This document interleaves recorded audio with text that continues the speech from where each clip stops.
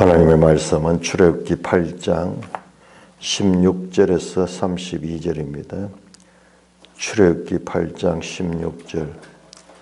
여호와께서 모세에게 이르시되 아론에게 명령하기를 내 지팡이를 들어 땅에 티끌을 치라 하라.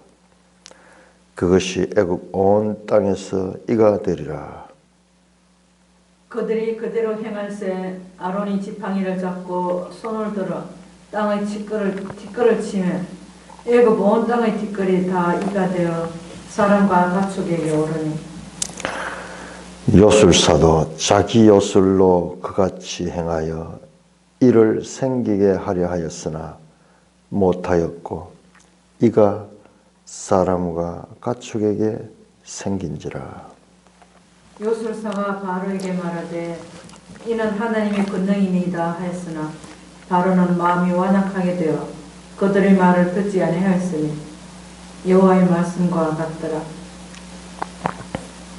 여호와께서 모세에게 이르시되 아침에 일찍이 일어나 바로 앞에 서라.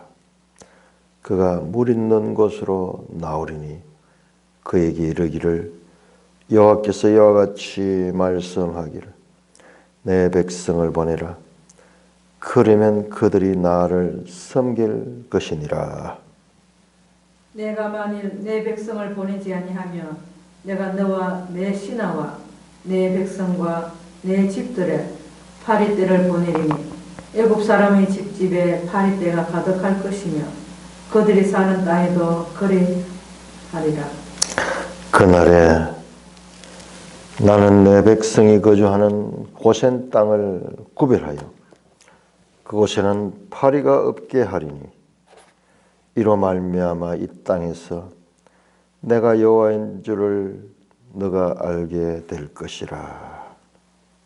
내가 내 백성과 내 백성 사이를 구별하리니 내일 이 표징이 있으리라 하셨다 하라 하시고 여호와께서 그와 같이 하시니 무수한 파리가 바로의 궁과 그의 신하의 집과 애굽 온 땅에 이르니 파리로 말미암아 그 땅이 황폐하였더라.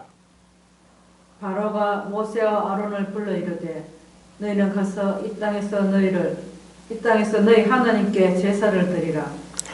모세가 이르되 그러함은 부당하나이다.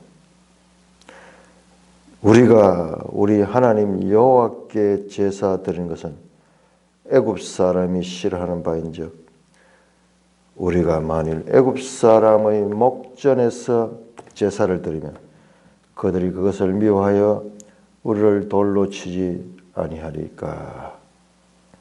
우리가 살 길정 광야에 들어가서 우리 하나님 여호와께 제사를 드리되 우리에게 명령하시는 대로 하려 하나이다. 바로가 이르되 내가 너희를 보내리니 너희가 너희 하나님 여호와께 광야에서 제사를 드릴 것이나 너무 멀리는 가지는 말라. 그런즉 너희는 나를 위하여 간구하라.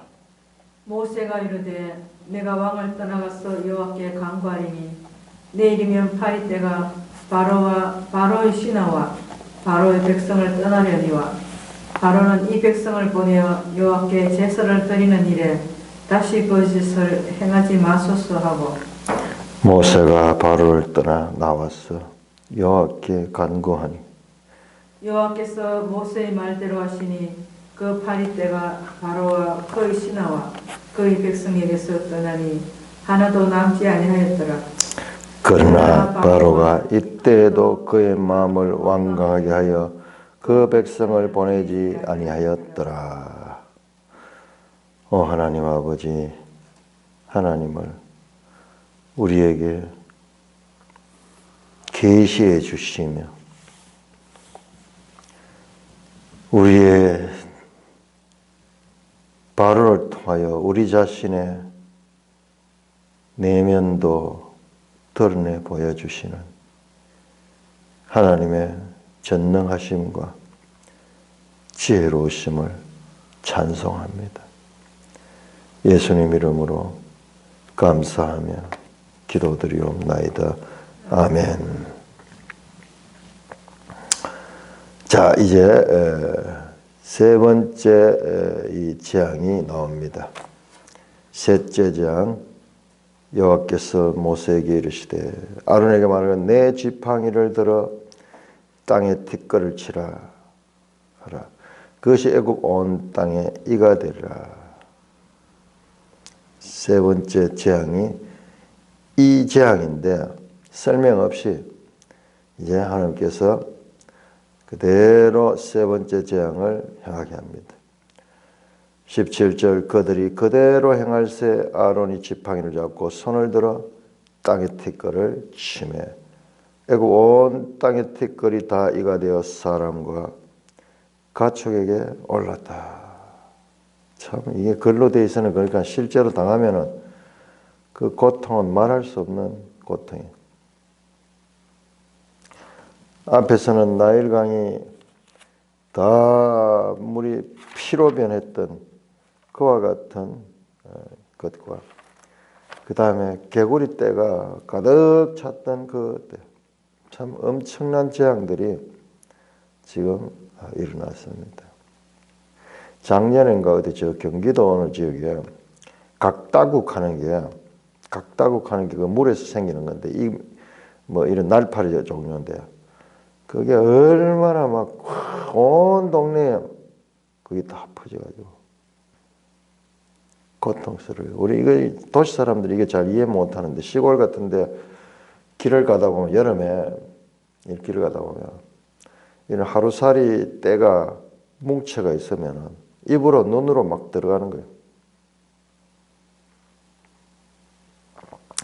엄청난 고통의 재앙이 나왔습니다. 그러자 요술사들도 애굽의 요술사들도 그와 같이 하여 이를 생기하려서나 못하였다. 자, 지금까지 첫 번째 재앙, 두 번째 재앙, 그리고 이 뱀 지팡이로 뱀을 만드는 거, 이거 요술사들도 하나님의 권능을 그대로 따라했어요. 그대로 따라했습니다. 그러나 이번째는 요술사들이 자기의 요술로 그같이 행하여 이를 생기게 하려 해서나 못하였고 이가 사람과 가축에게 생기니라. 이게 이제 사람과 가축이 가축 같으면은 막 털 속에 사람도 머리 속에 그것이 그냥 몇 개가 있는 것이 아니라 바글바글 끓고 있으면은 고통스럽습니다. 이거 봤잖아요. 집에서 산양을 키웠는데요. 그냥 들판에 풀어가지고 놓으면 못 가져기고, 그 얼마나 보기 좋습니까? 그래가지고 그렇게 들판에 풀어놨더니만 나중에는 그 털 속으로 그 찐득인가 뭐 그게 그 이름이 있더라고요.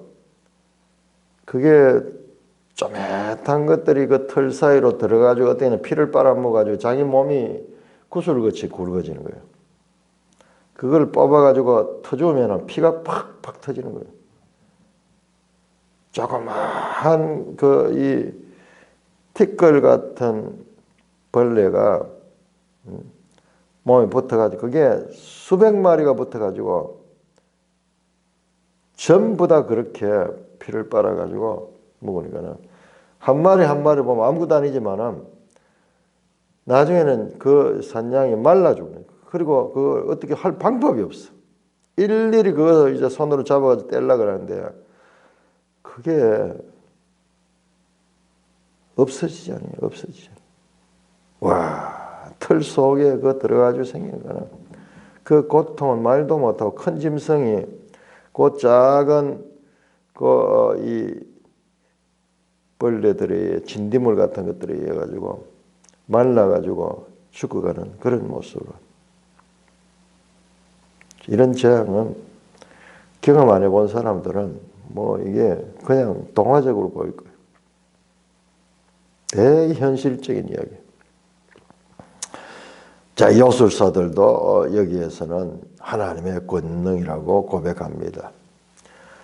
19절에 이는 하나님의 권능이다. 지금까지는 자기들도 흉내내고 따라했지만은 그러나 이번째 이제 세 번째 이 재앙을 통해서는 이제 그들이 하나님의 권능으로 말미암아 이 일이 일어났던 것을 고백합니다.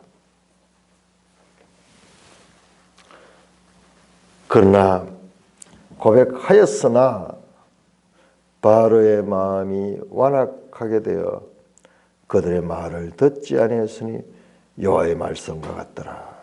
하나님께서 미리 말씀하신 것처럼 바로의 마음이 완악하게 됐다.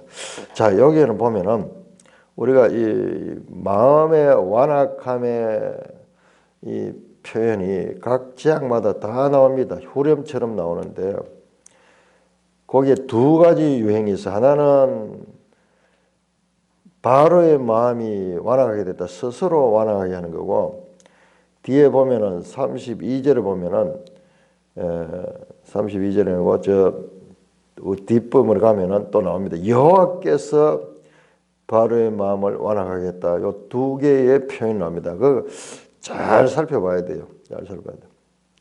그렇게 해서 이 재앙도 있었지만은 그들의 말을 듣지 않으니 여호와의 말씀 같더라. 자, 이 우리 구약학자들이요. 구약학자들이 이 재앙 10개의 재앙을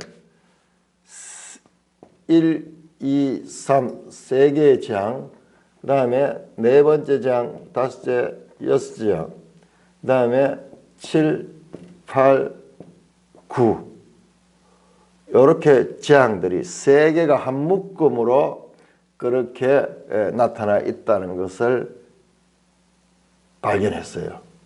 그러니까는 여기 3, 3, 3으로 그렇게 한 묶음이 되는 것이 나옵니다. 그러니까 여기에서는 첫째, 둘째는 요술사에 따르는데 세 번째에서는 요술사가 이제 무능해집니다. 요술사들이 이제 힘을 잃게 됩니다. 자, 우리 이제 네 번째 가면 네 번째는 요 첫 조죠. 첫 조에 1, 2, 3번. 그 다음에 둘째 조에 1, 2, 3번. 셋째 조에 1, 2, 3번에 이 나오는데 이 형식들이 여기에서 통일성이 있어요. 통일성이 있습니다. 각 조의 첫 번째 나오는 것들과 그 다음에 두 번째 나오는 것, 세 번째 나오는 것에 공통점이 있어요. 결론적으로 후렴은 마음의 완악. 마찬가지죠. 마음 완악.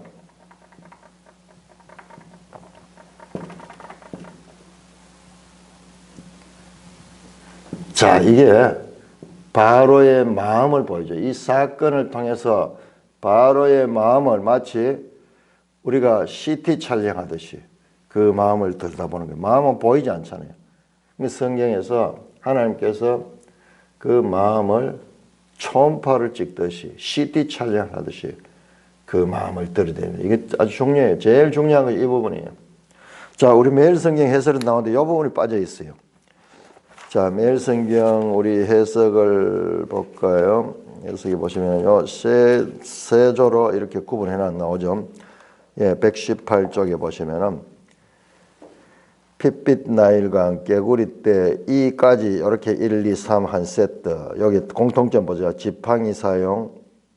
여기 세 번 다 지팡이를 사용했어요. 그리고 애굽과 이스라엘 애굽 마술사가 등장했다. 요술사들이 계속 등장했다. 이제 세 번째 이제 요술사들이 빠집니다. 자, 그 다음에 여기 끝에 보시면은 장소가 나와요. 장소. 강가에서 바로에게. 그 다음에 두 번째 단락에는 왕궁에서 바로에게. 세 번째는 왕궁인지 밖인지 잘 불분명합니다. 불분명합니다. 자, 여기에서 이제 빠진 것이 각 단락 끝마다 마음이 완악해지는 것. 여호와께서 바로의 마음을 완악케 했더라. 또는 바로가 완악하여졌더라. 두 개가 따로 있어요. 계속 후렴처럼 그게 나오고. 그 그 다음에 1번, 4번, 5번 첫 번째 재앙, 각 조의 첫 번째 재앙이 강가에서 일어나지만 또 하나 더 특징이요. 요 시간이 언제냐 하면 여기는 시간이 아침이 나와요. 아침 시간 나옵니다. 한번 볼까요? 이제 세 개가 끝났으니까 네 번째 재앙이 나옵니다. 네 번째 재앙. 자, 8장 20절. 자, 셋째 재앙이 일어났고, 그 다음에 두 번째 조의 첫째 재앙인 넷째 재앙이 나옵니다. 여호와께서 모세에게 아침에 일찍 일어나 바로 앞에 서라. 그가 물 있는 곳에 나오니 강가에 나오죠. 나일 강으로 언제 아침에 일찍이. 자, 그러면 첫째 1번 한번 볼까요? 1번 첫째 재앙 7장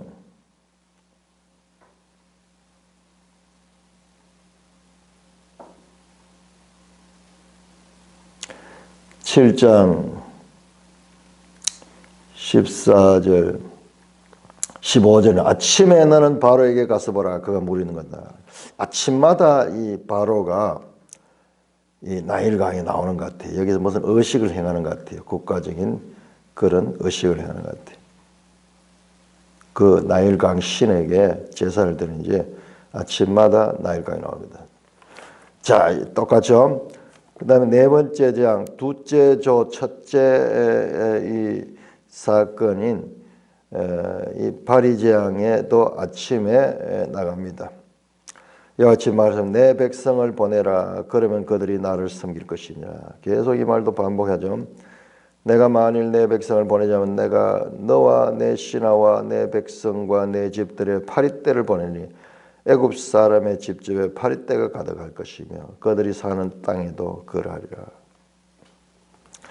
그날에 나는 내 백성을 거주하는 고센 땅을 구별하여 그곳에는 파리가 없게 하리니 이로 말미암아 이 땅에서 내가 여호와인 줄 알게 될 것이라. 자, 첫 번째로 애굽 백성과 이스라엘 백성을 구별하는 내용이 나옵니다. 애굽 온 땅에 사는 그 백성들에게 파리떼가 임하지만은 그러나 이스라엘이 거주하는 고센 땅에는 구별해서 파리가 없게 할 것이다.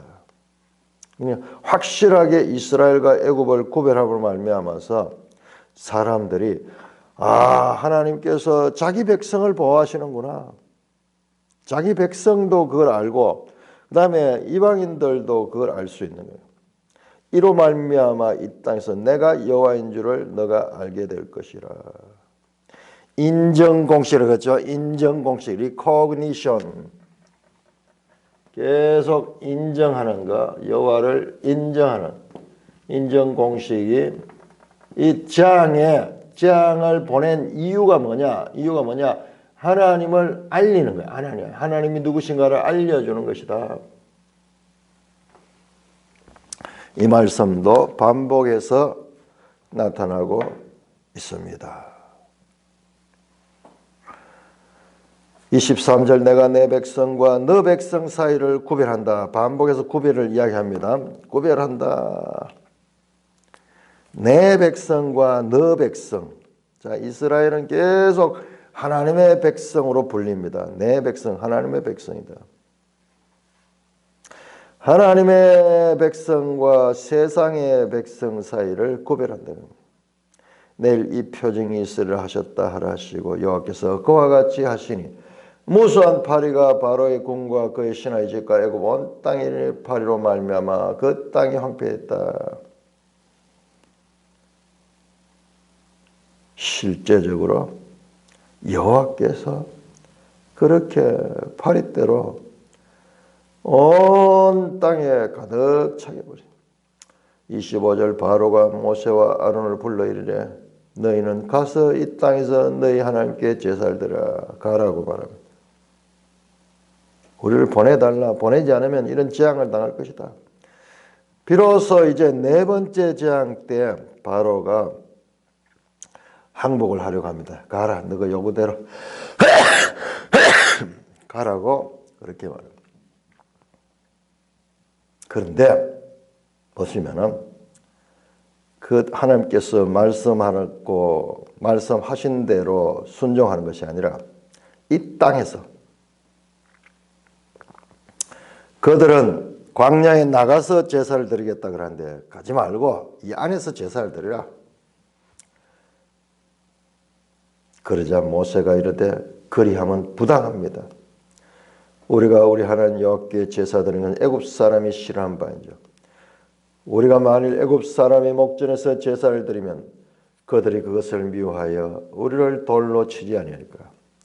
우리가 살 길쯤 광야로 들어가서 우리 하나님 여호와께 제사를 우리에게 명령하신 대로 하나님 말씀대로 하지 타협하지 않겠다. 거기에 수정하지 않겠다. 바로가 타협책을 냅니다. 그러나 완강하게 하나님 말씀대로 해야 될 것을 선포합니다.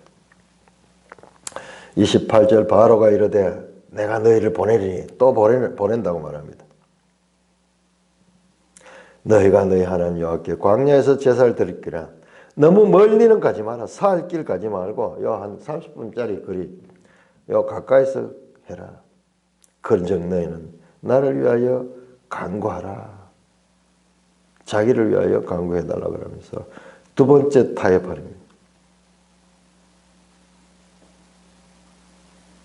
모세가 이르되 내가 왕을 따라가서 여호와께 간구하리니 내일이면 파리떼가 바로와 바로의 신하와 바로의 백성을 떠나리니와 바로는 이 백성을 보내어 여호와께 제사 드리는 일에 다시는 그 짓을 행하지 마소서 하고.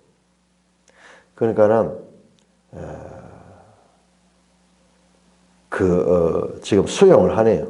지금 광야로 가서 하는데 너무 멀리는 가지 말라 그러지만은 수용을 했습니다.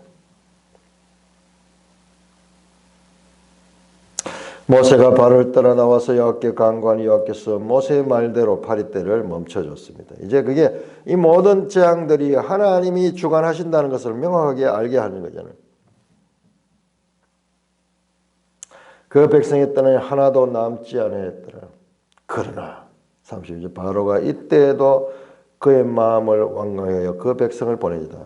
약속을 어겨버립니다. 약속을 했다가 그 약속을 어겨버립니다. 문제가 해결되니까는 언제 약속했느냐 듯이 바로가 그 백성을 보내지 않았어요. 하나님 백성을 세상의 종으로 만들려고 하는, 세상의 노예로 삼으려고 하는 그 일을 끈질기게 약속했다가도 약속을 어겨버리고 그와 같이 행합니다. 이 세상 나라의 약속은 가변적이에요. 가변적. 분리하면은 약속을 지키겠다 하고 상황이 회복이 되면은 그 언제 약속했는지 그 약속을 무시해버리는 이런 일들. 오늘날 우리 세상 나라에 보면 이런 일들이 비일비재하네요. 북한 같은 경우에 원자 폭탄을 만들지 않겠다고 그래서 미국에서 또 우리도 원조를 해주고 뭐 경소를 지어주고 이랬지만 전부 거짓말. 김정은 때 그 뭐 원자로인가 그거 폭파시키고 그 쇼 다 했잖아요. 김정일 때. 김정은도 또 폭파했잖아요. 이 사람들 폭파 전문가, 폭파. 참.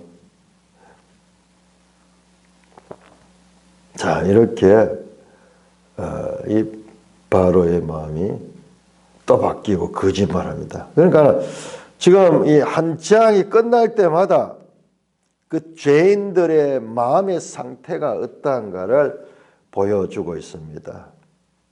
그래서 이 재앙은 영혼의 회복하기, 영혼을 보이지 않는 그 마음을 열어가지고 지금 우리에게 보여주고 있습니다. 바로를 모델로 해서 그렇게 하고 있습니다.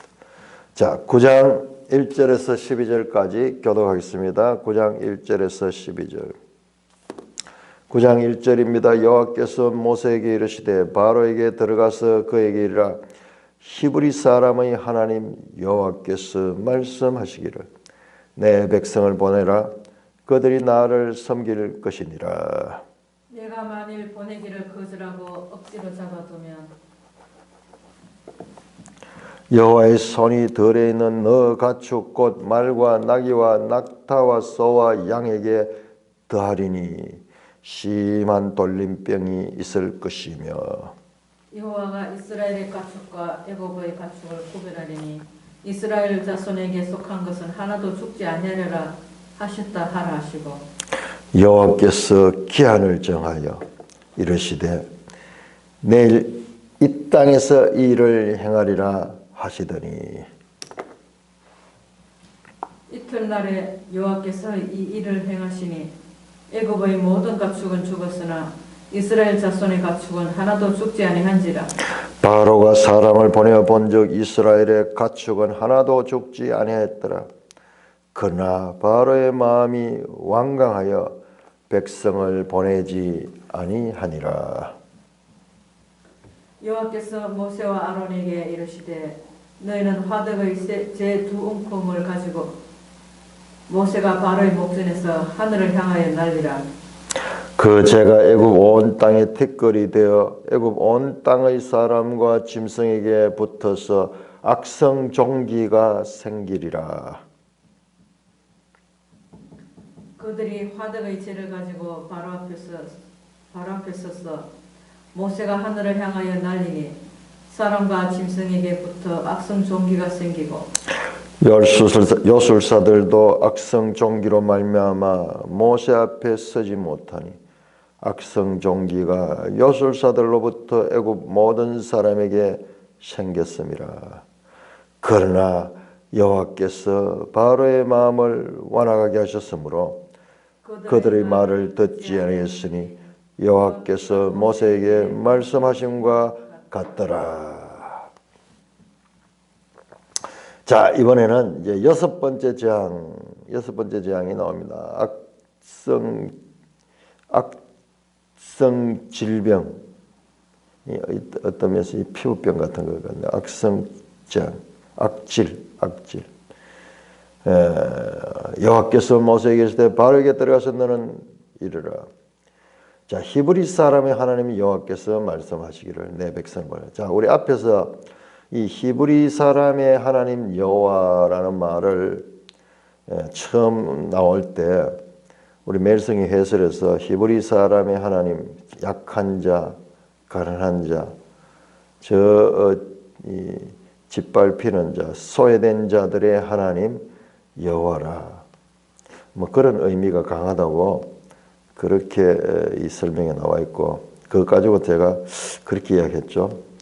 우리 젊은 시절에 그 문익환 목사가 이 책을 써서 히브리의 하나님을 하면서 히브리는 사회적 약자, 짓밟히는 자, 민중을 가리킨 그런 뜻이다 그랬는데, 자, 이게 자꾸 반복되는 걸 보면은 보니까는 그 뜻이 아닌 것 같아요. 자랑스럽게 지금 말씀하고 있고요. 우리 하나님이다. 내 하나님이 그렇게 변방의 하나님이 아니라 히브리 사람의 하나님, 여호와 하나님, 온 세계의 주제시다. 그런 의미가 반복되면서 상황을 보니까 점점 살아나는 것 같아요. 그러니까 우리가 처음에 어떤 이야기를 듣고 우리에게 선입견이 생겨버리면 그걸 떨쳐버리기가 힘들어요.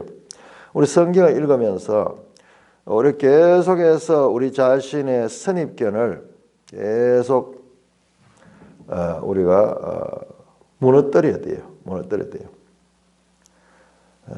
계속 보면 지금 여기 자랑스럽게 하나님의 권능을 드러내는 그런 메시지로서 그런 상황에서 히브리 사람의 하나님 여호와 그렇게 말하잖아요. 그 애굽의 신들을 제압하는 신 중의 신으로서의 그 여호와 하나님.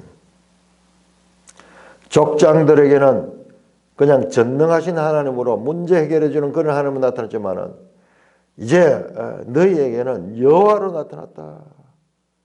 자존자로서, 창조주로서, 세상 만물을 주관하는 주권자로서 나타났다. 히브리 사람의 하나님 여호와. 이게 지금 계속 반복되는 것이에요. 이제 그런 생각이 들어요. 그래서 히브리의 하나님을 저 변방의 가난한 자들의 하나님으로만 생각하게 하는 그것은 부족한 해석이에요. 그렇게 볼 수 있지만은 그건 부족해요. 그걸 가지고 이 본문을 단정해버리면은 그건 부족한 해석인 것 같아요. 자, 내 백성을 보내라. 그들이 나를 섬기다. 내 백성, 하나님의 백성이죠. 계속 그러면 하나님은 그들의 왕이시고 이스라엘은 그들의 백성인 거예요. 지금 하나님 나라가 지금 간접적으로 지금 제시되고 있는 것입니다. 2절입니다. 네가 만일 보내기를 거절하고 억지로 답하는 여호와의 손이 덜에 있는 네 가축 곧 말과 나귀와 낙타와 소와 양에게 더하리니 심한 돌림병이 있을 것이며. 이야, 이 전염병.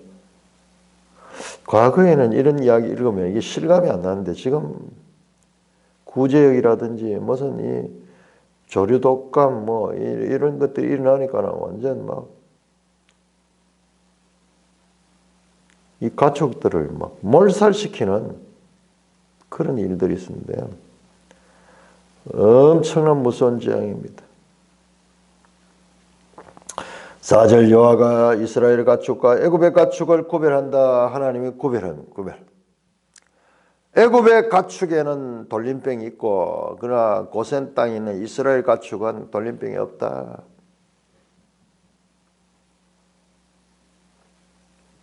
나중에 이것은요, 홍해를 건널 적에 이스라엘 백성이 건널 때는 그 물이 멈춰 있었지만 애굽 사람들이 건널 때는 그 물이 합쳐져 버려요.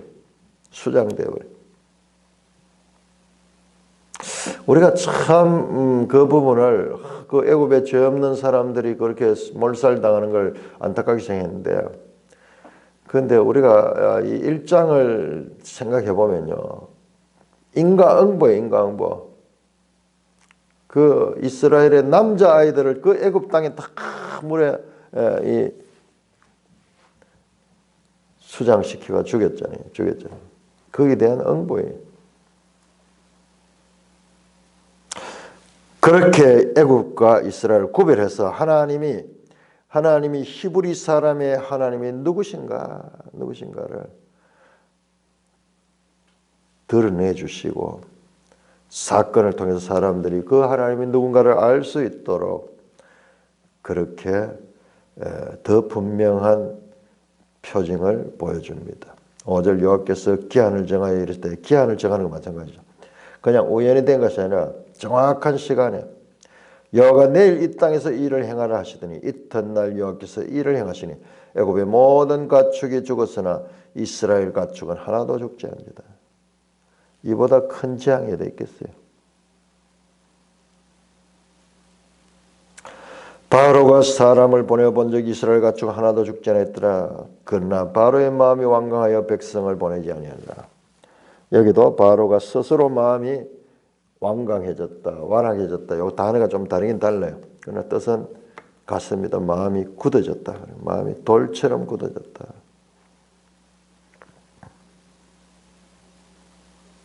자, 이렇게 여섯째 엄청난 재앙, 생명을 위협하는 그런 재앙들, 지금 이제 가축들이 먼저 다 죽어버리는 그런 돌림병이 생겨났습니다.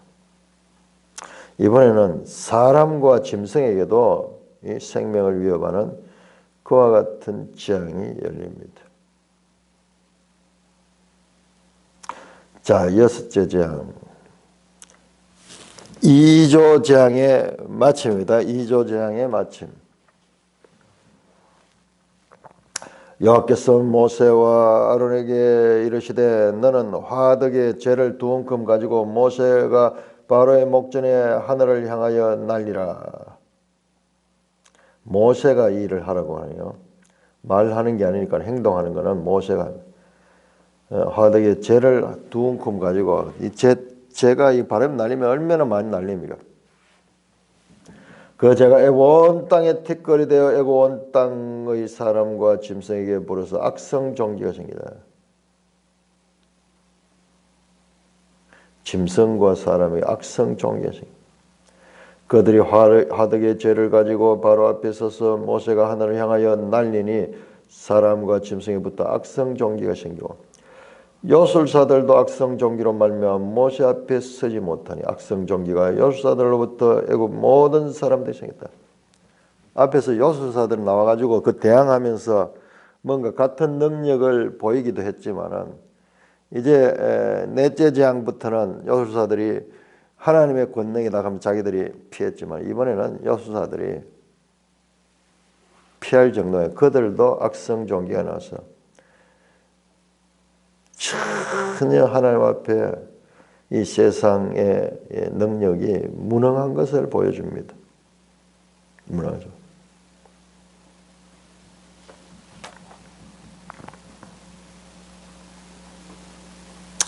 요술사들로부터 애굽 모든 사람에게 악성 종기가 생겼다.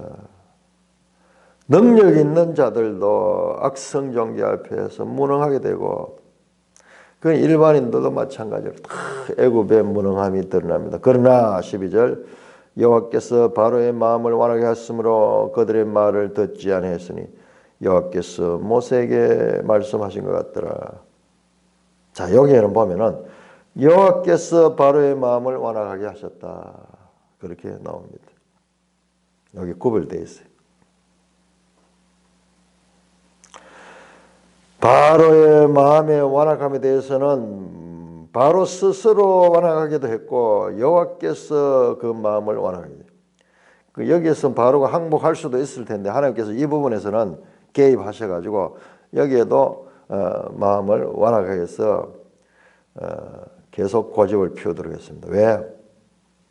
하나님은 아직 하나님 자신이 누구인가를 더 알리실 필요가 있기 때문에. 하나님께서 여호와께서 바로의 마음을 완악하기 전에 하면 6번이나 스스로 그 마음을 완악하게 바로는 했습니다.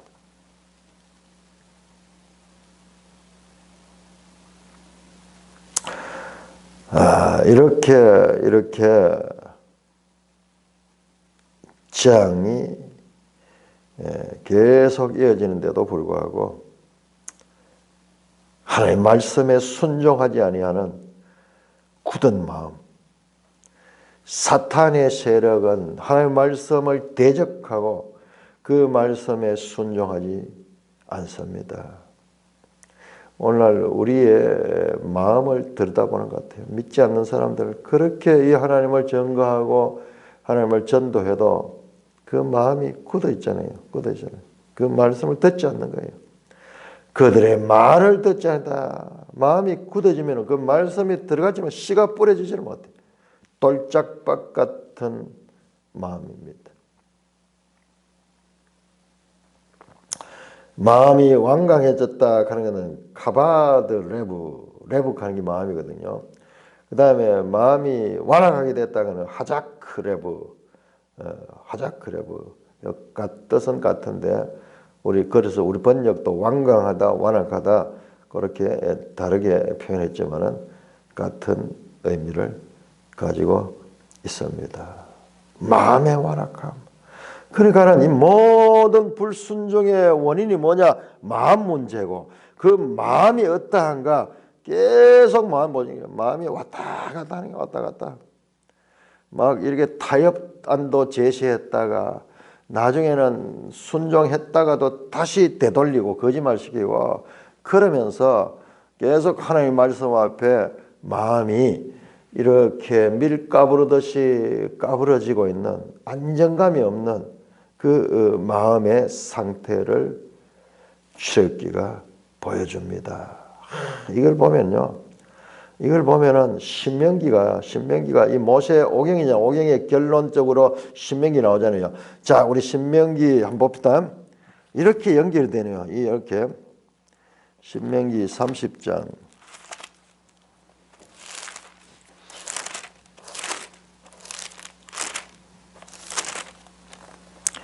신명기 30장 6절 30장 6절 끝에 가서 이 모든 이 문제는 마음의 문제다. 마음의 문제다. 이걸 이제 연속해서 이렇게 봤을 때 이 말씀이 가지는 의미가 얼마나 뚜렷하게 드러난지 몰라요. 신명기 30장 6절 내 하나님 여호와께서 너 마음과 너 자손의 마음에 할례를 베푸사 너로 마음을 다하며 뜻을 다하여 내 하나님 여호와를 사랑해서 너로 생명을 얻게 하실 것이다. 하나님께서 사람의 마음을 그냥 둬버리니까 이게 마음이 하나님의 말씀을 순종할 수 없는 거예요. 그런데 하나님께서 그 마음에 할례를 베푸사 그 마음을 수술하는 거예요. 그렇죠. 문제의 원인은 마음에 있다. 그러니까는 하나님께서 원인을 원천 처방을 내려서 원천적인 그런 이 수술을 함으로 말미암아 가지고 온전히 마음이 새로워져서 하나님을 뜻을 다하여 하나님을 사랑하게 하는 그런 말씀에 순종하게 하는 그런 마음을 주시겠다는 거예요. 신명기 30장 모세오경의 마지막 부분에 가서 이 앞에서 이 마음 문제가 이렇게 하나님께 불순종하는 문제의 원인이 뭐냐? 하나님께서 법을 주고 다 그렇게 해도 이스라엘 백성들도 마찬가지 바로와 똑같이 마음이 완악해서 하나님의 말씀을 순종하지 못하는데 그 마음에 할례를 베풀어서 근본적으로 주시겠다는 하나님께서 이것도 하나님이 주권적으로 그러니까 하나님께서 하시지 아니하시면 이것이 불가능한 거예요. 사람 스스로는 이 마음을 치료할 수가 없는 거예요. 수술할 수 없는 거예요. 하나님께서 해주셔야 되는데 이게 궁극적으로는 새 언약. 에레미야 31장 31절에서 나오는 때가 이르면 내가 너의 마음에 내 법을 너에게 줄 것이다. 에스겔 36장 너 마음에 새 영을 주고 새 마음을 만들겠다. 굳은 마음을 제하고 부드러운 마음을 주겠다. 이거에 궁극적으로 지금 율법 아래에서 이스라엘의 실패, 율법 없는 애굽이나 율법 있는 이스라엘이나 궁극적으로 마음에서 문제가 있어서 불순종하고 있는 것을 보게 됩니다. 문제를 우리가 정확하게 알아야지 해결이 되는 거예요. 그래서 구약과 신약의 차이가 거기서 나와요. 신약은 그 마음에 하나님께서 할례를 베푸시고 하나님께서 그 마음을 만져주는 거예요. 그 마음을 중심을 만져줌으로 말미암아 마침내는 그 마음 속에 성령 하나님이 내주해서 그 마음을 통치함으로 말미암아 그 마음을 성전 삼아서 그 성령 하나님께서 통치하시는 삶이 바로 새 언약 백성의 삶이고 그렇게 해서 생겨난 공동체가 교회입니다. 교회가 얼마나 귀한지. 자, 오늘 이 출애굽기 9장의 6번째 제안까지 살펴봤습니다. 찬송가 272장